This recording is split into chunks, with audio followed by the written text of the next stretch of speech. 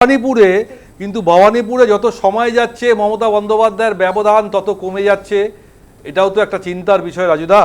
12 round শেষ হয়েছে, এই মুহূর্তে মমতা বন্দ্যোপাধ্যায়ের সঙ্গে শুভেন্দু অধিকারীর ব্যবধান 7000-এ নেমে গেছে। এখনও 8 রাউন্ড বাকি আছে এবং একটা ভবিষ্যৎবাণী শুভেন্দুবাবু করেছিলেন যে একটা টাইম পর্যন্ত উনি এগোবেন, কিন্তু তার পরের রাউন্ডগুলো যত সময় যাবে আমার ব্যবধান কিন্তু বাড়বে।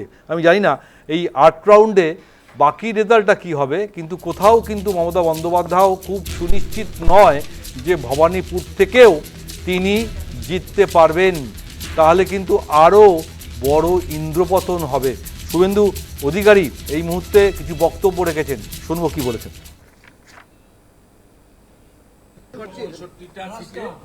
কমফোর্টেবলি এগিয়ে আছে গোটা রাজ্যে।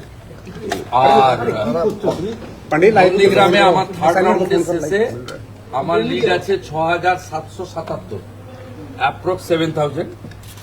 আর ভবানীপুরে আমার পোস্টাল ব্যালটে নন অফিসিয়াল লিড হয়েছে, আমি বলছি না, প্রপারলি বলবে।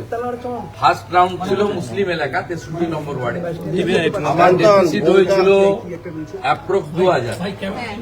সেকেন্ড রাউন্ড ছিল হিন্দু এলাকা, আমিও 2000 কাভার করেছি।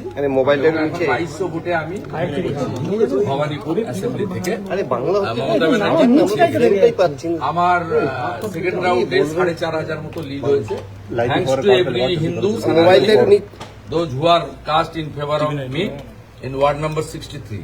Expected result 3, 4, 5, 77 নম্বর ওয়ার্ড। এখানে মমতা ব্যানার্জি ভালো লিড দেবেন।